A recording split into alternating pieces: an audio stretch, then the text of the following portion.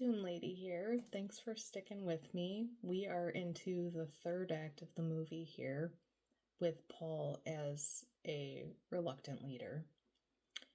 Chani is seeing the forest for the trees and knows that Paul needs to go down south.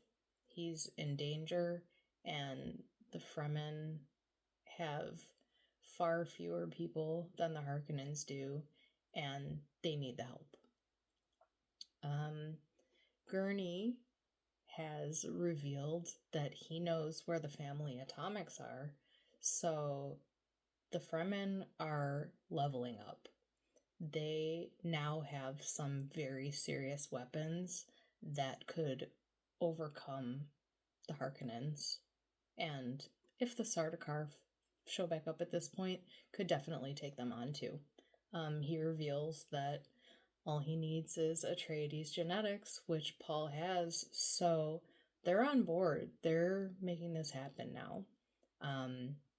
They go to the weapons silo, Paul gets in, and they're ready to take the next steps. Chani is advising him, you have to go be with your mom. We need these millions of Fremen to fight with us if we are going to defeat the Emperor and the Harkonnens. And Paul, still feeling very much not on board with this, says, I'll do what needs to be done. And he and Chani share a look at this point, and she's not really sure what this means, but I think that she takes it as bad news, which it is. He doesn't want to do this. He has his reasons. Maybe he has, or maybe he hasn't shared with her what exactly this is going to entail, but I think it's set up to spell that it's not going to be good for her. So Paul, at this point, heads south. At some point in there, he has a prescient vision, I think. There is a little bit of telepathy going on, I think. Although, again, that's not in the books, so I really think that this is more of a prescient vision. And he sees a woman walking in a still suit. Her face is covered. She walks to the top of a dune, but there is the sea below it. So is this a possible future? We don't really know. But we get this really beautiful, etheric shot of a woman who is talking to him. She calls him Paul, and at this point, she is looking really alluring. I was feeling some sexual undertones here. It's kind of shot in a little bit slow-mo. It's focusing on her mouth. She says, I love you. And we're not really sure where this is going. But things seem to be coming to a head. We're in the third act of the movie. The music by Hans Zimmer is escalating. We're feeling the tension. We know something is coming. So Paul, I think at this point, is going to have to listen to his mother.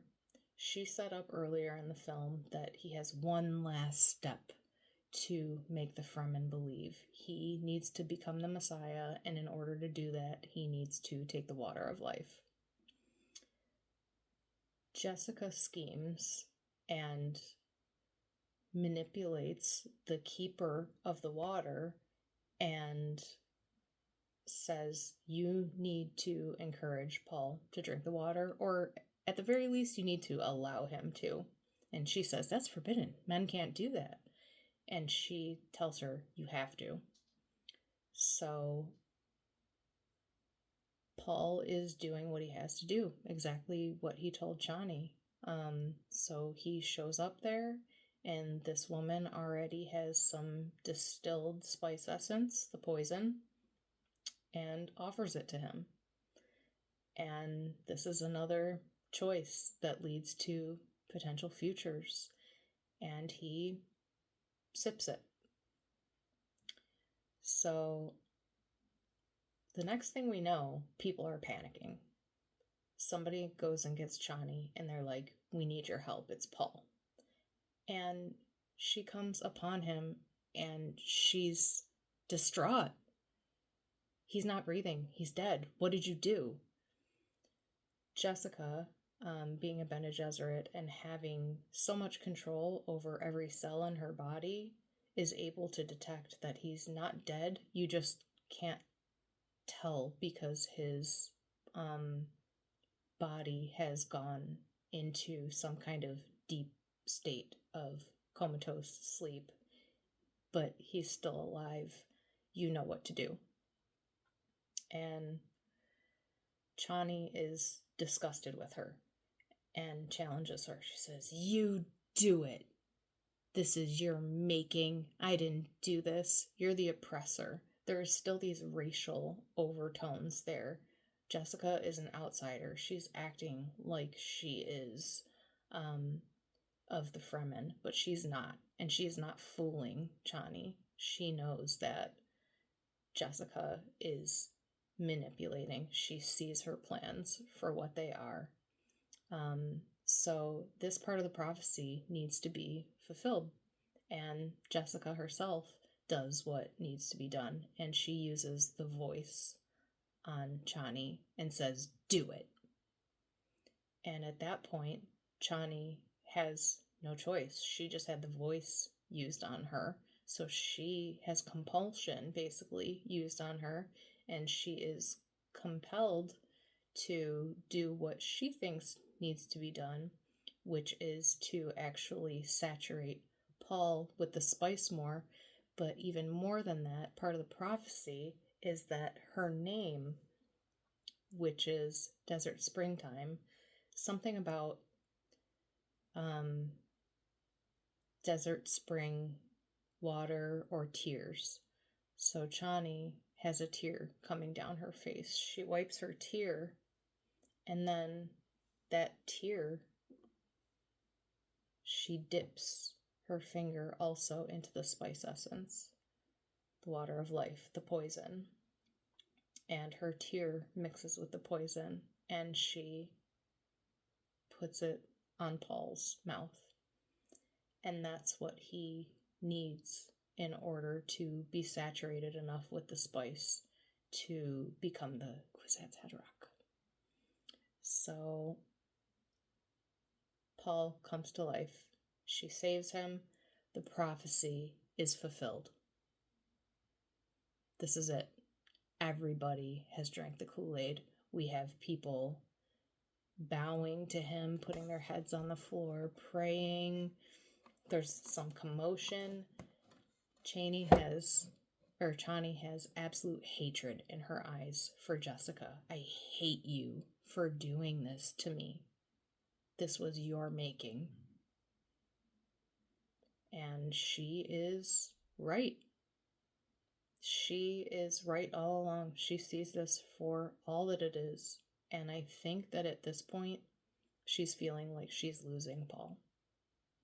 She read between the lines when Paul said that he is going to do what needs to be done, and it is not looking good for her. And we feel this sadness in the audience.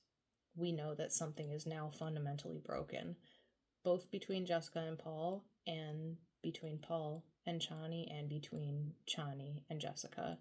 Everything is falling apart for them. So this is very emotional. It's also emotionally charged because of the religious aspects of it. We see people outright worshiping Paul as the Messiah. The prophecy has been fulfilled. More in the next video.